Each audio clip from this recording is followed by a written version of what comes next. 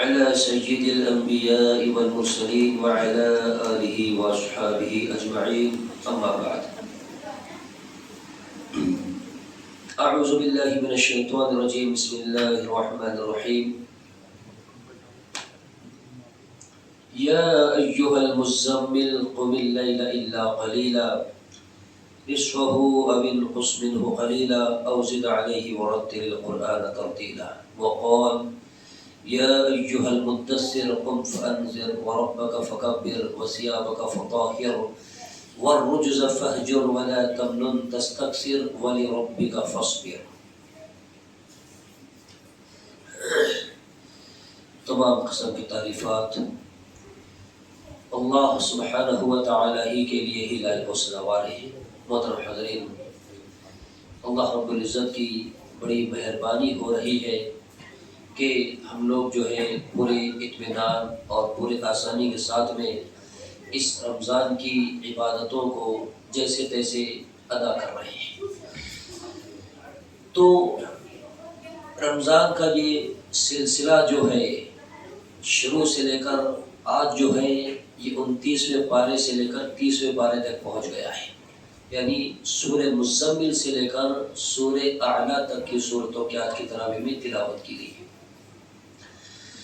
تو آج کی جو آیات تلاوت کی گئی ہے من جملہ یہاں سے لے کر آخر تک یعنی سورہ اعلیٰ سورہ غاشیہ وغیرہ تک جو ہے اللہ رب العزت نے ایک ہی موضوع کو بار بار دہرایا ہے. اور وہ موضوع کیا ہے؟ آخرت کا موضوع. انسان کی دنیاوی زندگی کے اختتام کے بعد سے لے کر اس کے جنت اور جہنم میں جانے کے مراحل اور جنت اور جہنم میں جانے کے بعد بھی ان کے ساتھ میں جو معاملات کیے جائیں گے ان سارے کے سارے معاملات کو اللہ تبارک و تعالیٰ نے جو ہے ان صورتوں کے اندر بیان کیا ہوا ہے. اور جس انسان کا ایمان بالآخرت یعنی آخرت کے معاملے میں ایمان کمزور ہو، باوجود وہ مسلمان ہے، 5 وقتہ نمازوں کا پابند ہے، ساری چیزیں ہیں، لیکن اس کے باوجود بھی اس کو ایسے اگر لگتا ہو کہ یہ قیامت، جنت، جہنم، برزخ، دوزخ، یہ ساری جو چیزیں ہیں اس کو کسی نے دیکھا تو ہے نہیں، اب ساری چیزیں غیب سے جڑی ہوئی ہیں. تو ایمان کا تقاضا یہ ہے کہ ایک مومن جو ہے ان ساری چیزوں پر ایمان رکھے. الذین یؤمنون بالغیب ویقیمون الصلاة ومما رزقناہم ینفقون. اللہ نے اہل تقوی کی، اہل ایمان کی کچھ صفات کو بیان کیا ہے. اس میں یہ بھی ہے کہ الذین یؤمنون بالغیب، وہ لوگ جو غیب پر ایمان رکھتے ہیں. تو ہماری اخروی جو زندگی ہے ان میں اکثریت ان چیزوں کی ہے جو غیب سے تعلق رکھنے والی ہیں. اللہ کی ذات کو کسی نے نہیں دیکھا، جنت جہنم کسی نے نہیں دیکھا، اور بھی اس کے علاوہ بہت ساری چیزیں کہ قبر میں مرنے کے بعد سے لے کر اٹھائے جانے تک انسان کے ساتھ میں کیا ہوگا یہ صرف ہم سن رہے ہیں اور اس کو اپنے ذہن و دماغ میں بٹھا کر اس کے مطابق ہم لوگ جو ہے عمل کر رہے ہیں. تو جس انسان کا ایمان اس بارے میں اگر ڈگمگا رہا ہے اور اس کو کچھ تردد اور شک ہو رہا ہے کہ آخر یہ کیا ماجرا ہے، تو ایسے مسلمان کو جو ہے ان صورتوں کی ضرور تلاوت کرنی چاہیے. اس میں اللہ رب العزت نے بڑی حقیقتوں اور بڑی سچائی کے ساتھ میں جو ہے ان سارے واقعات کو بیان کیا ہے. جو ہم صرف سن رہے ہیں کہ ایسی ایسی چیزیں ہونے والی ہیں تو آخر یہ ہے کیا، تو ان صورتوں کے اندر تفصیلاً اس کو بیان کیا گیا ہے. لیکن ابھی جن آیتوں کی تلاوت کی گئی وہ سورہ مزمل اور سورہ مدثر کی کچھ آیتیں ہیں.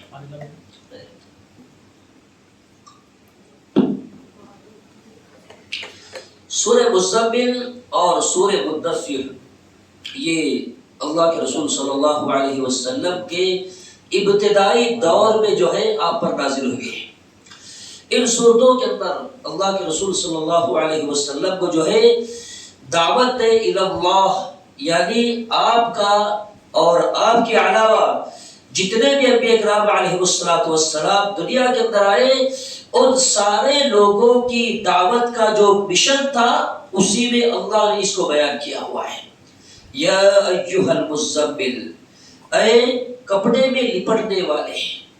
جب یہ آیات نازل ہوئی، آپ صلی اللہ علیہ وسلم جو ہے ایک چادر اوڑھ کر لیٹے ہوئے تھے، تو اللہ رب العزت نے آپ کی اسی کیفیت کو بیان کرتے ہوئے آپ سے خطاب کہا، یا ایھا المزمل، مطلب یہ ہے کہ اے چادر اوڑھنے والے، اب چادر چھوڑ دے اور رات کو تھوڑا سا قیام کر، یعنی نماز تہجد پڑھ۔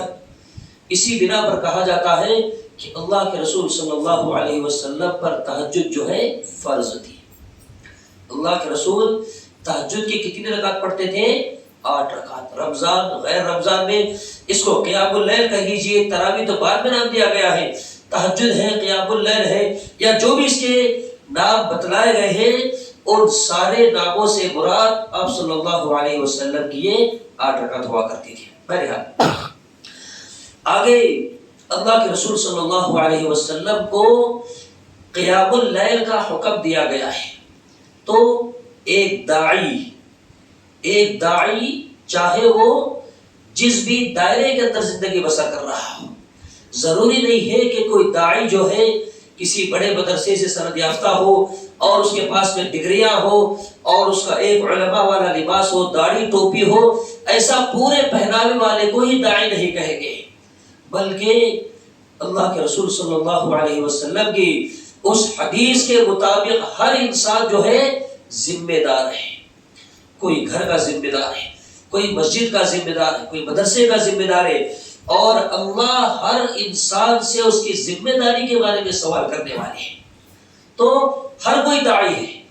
اب ہم چاہے کسی کی اصلاح کرے یا کسی کو اللہ کی توحید کا پیغام پہنچائے، تو اس کام میں جو رکاوٹیں آتی ہیں، کئی مرتبہ انسان جو ہے سوچ میں پڑ جاتا ہے کہ دعوت کیسے دے۔ غیر مسلموں میں ان کو جا کے اللہ کی توحید اور ان کے بتوں کی جو وہ عبادت کرتے ہیں اس کی برائی کو اگر بیان کریں گے تو لوگ ہم پر چڑھ دوڑیں گے۔ تو ان سارے معاملات سے نپٹنے کے لیے اپنے دل دماغ کو، اپنے وجود کو، اپنے ایمان کو مضبوط اور مستحکم کرنے کے لیے اللہ کے رسول صلی اللہ علیہ وسلم کو کیا حکم دیا گیا؟ قم اللیل الا قلیلا۔ تو داعی کے لیے نماز تہجد جو ہے بالکل ضروری ہے۔ اوزد علیہ ورتل القرآن ترتیلا، اللہ کے رسول صلی اللہ علیہ وسلم جو ہے نمازوں میں ترتیل کے ساتھ میں تلاوت کیا کرتے تھے۔ جس طرح فرائض وغیرہ میں ہم لوگ جو ہے نمازوں کو پڑھتے ہیں، اسی طرح اللہ کے رسول صلی اللہ علیہ وسلم جو ہے پڑھا کرتے تھے۔ اور اسی سورے میں آگے کہا گیا ہے کہ فَقْرَؤُوا مَا تَيَسَّرَ مِنَ الْقُرْآنِ، قرآن میں سے تمہیں جہاں کہیں سے تمہارا پڑھنے کو جی چاہے، جہاں سے تمہیں آسان لگے وہاں سے تمہیں قرآن جو ہے پڑھ لینا چاہیے۔ ضروری نہیں ہے کہ نماز میں فلاں جگہ سے پڑھا جائے، فلاں رکوع کو ہی پڑھا جائے، بلکہ جہاں سے ہمیں سہولت لگے، جہاں سے ہم پڑھ سکتے ہیں ہمیں پڑھنا چاہیے۔ لیکن آگے چل کر اللہ رب العزت نے اسی دعوت کے کام میں آنے والی بہت ساری رکاوٹوں کا مقابلہ کرنے کا ایک انداز میں بتلایا ہے۔ وَاصْبِرْ عَلَىٰ مَا يَقُولُونَ وَاهْجُرْهُمْ هَجْرًا جَمِيلًا۔ دعوت اللہ کا جو راستہ ہے یہ کوئی آسان کام نہیں ہے، اس میں مصائب، مشکلات، پریشانیاں، یہ حضرت نوح علیہ السلام کی زندگی سے لے کر آپ صلی اللہ علیہ وسلم تک جتنے بھی انبیاء کرام آئے، سارے نبیوں کی تاریخ جو ہے اس کام کی وجہ سے مصیبتوں اور پریشانیوں سے بھری پڑی ہے۔ اب کیسی کیسی مصیبتیں ان پر آئی اللہ اعلم، لیکن کسی کو آرے سے کاٹا گیا، کسی کو آگ میں ڈالا گیا، کسی کو جلا وطن کیا گیا، کسی کو مارنے کی کوشش کی گئی، بے شمار پریشانیاں انبیاء کرام علیہ السلام پر آئی، لیکن اللہ کے رسول صلی اللہ علیہ وسلم سے کہا گیا وَاصْبِرْ عَلَىٰ مَا يَقُولُونَ، جن کو تم دعوت دے رہے ہو اگر وہ اپنی جانب سے کچھ بھی کہے، تمہیں گالی دے، تمہیں شاعر کہے، مجنون کہے، پاگل کہے، دیوانہ کہے، جو بھی الفاظ تمہارے لیے استعمال کیے جائیں تو تمہیں کیا کرنا ہے؟ صبر کرنا ہے۔ وہ جو بھی کہیں اس پر تمہیں صبر کرنا ہے، وَهْجُرْهُمْ هَجْرًا جَمِيلًا، اور وضعداری کے ساتھ میں، یعنی عاجزی اور انکساری کے ساتھ، بلا کسی بحث کے، بلا کسی تکرار کے، اور بنا کسی جھگڑے کے جو ہے ان لوگوں سے جو ہے الگ تھلگ ہو جانا ہے۔ تو دعوت اللہ کے مراحل یہاں پر بیان کیے گئے، اور اسی کے ساتھ میں اگلی جو سورہ مدثر، اسی میں بھی اللہ نے اسی مفہوم کو بیان کیا ہے۔ یا ایھا المدثر، اے کپڑا اوڑھنے والے، قم فانذر، کھڑا ہو جا اور آگاہ کر دے، یعنی لوگوں کو اللہ تبارک و تعالیٰ کے عذاب، اس کے غیظ و غضب، اس کے غصے اور ناراضگی سے لوگوں کو ہے ڈراتے رہیے۔ وَرَبَّكَ فَكَبِّرْ، اور اپنے رب ہی کی بڑائیاں بیان کر۔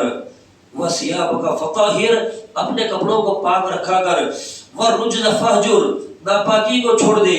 وَلَا تَمْنُن تَسْتَكْثِرْ، اور احسان کر کے زیادہ لینے کی خواہش نہ کر۔ یہ ساری چیزیں ہماری ایمان، ہماری پاکیزگی اور صفائی سے جڑی ہوئی ہے۔ تو داعی کو جو ہے یہ ساری چیزیں، دعوت اللہ کا اگر ہم کام کر رہے ہیں تو ہمارا انداز بھی یہی ہونا چاہیے کہ ہم لوگ جو ہے اگلے والے کو ٹارگٹ بنا کر اس کے بتوں کی جن کی وہ عبادتیں کرتے ہیں ان کو برا بھلا کہنے کے بجائے ہم لوگ جو ہے ایک تو لوگوں کو اللہ کے عذاب سے ڈرائیں۔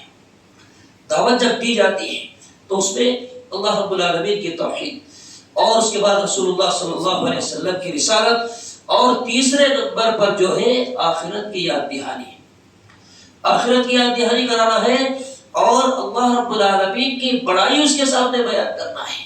اللہ کی ذات کیسی ہے، وہ کتنی پاورفل ہے، کتنی طاقت اور قوت والی ذات ہے جس نے پوری کائنات کو وجود بخشا ہے، اور جن کی تم پوجا کرتے ہو، جن کی عبادتیں کرتے ہو، یہ ساری کی ساری چیزیں خود پیدا کی گئی ہے۔ یہ کیا پیدا کرنے والے ہیں؟ پیدا کرنے والی ذات اللہ رب العالمین کی ذات ہے۔ اس طرح اللہ کی پاکی بیان کرنا ہے، اور اس کے بعد میں پاکی صفائی کے ساتھ میں سارے معاملات کو انجام دینا ہے۔ وَلِرَبِّكَ فَاصْبِرْ، اور پھر وہی بات اللہ نے یہاں پر دہرائی، اگر دعوت کے کام میں اگر مسائل اور مشکلات اور پریشانیاں آتی ہیں، صرف اور صرف اللہ رب العالمین کی رضامندی کے لیے صبر کرنا ہے۔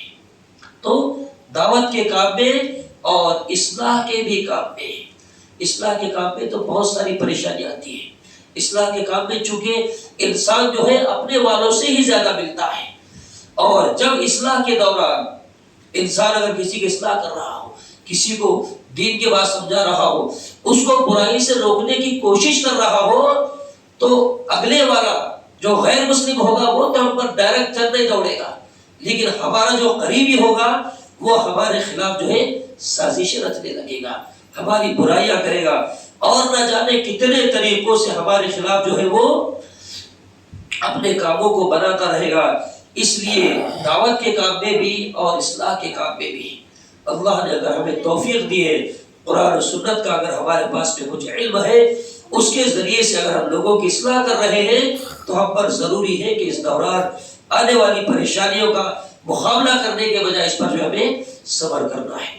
تو یہ دعوت اللہ کے مراحل ان صورتوں کے اندر بیان کیے ہیں، اور اس کے بعد میں آخر سورہ تک، سورہ اعلیٰ تک اللہ رب العزت نے جو ہے قیامت اور قیامت سے جڑی ہوئی بہت ساری چیزوں کو بیان کیا ہے۔ اللہ تعالیٰ سے دعا کرتے ہیں الہ العالمین خیر امت ہونے کی جو ذمہ داری تو نے ہم پر ڈالی ہے، اللہ اس ذمہ داری کو سمجھ لے اور اس کو صحیح ڈھنگ سے ایمانداری سے ادا کرنے کی توفیق بھی عطا فرمائے۔ اللہ رب العالمین قرآن مجید کو پڑھنے، اس کے تراجم اور اس کی تفاسیر کو اور اس کے معنی اور مفاہیم میں غور و فکر کرنے کی بھی اللہ ہمیں توفیق عطا فرمائے۔ آمین۔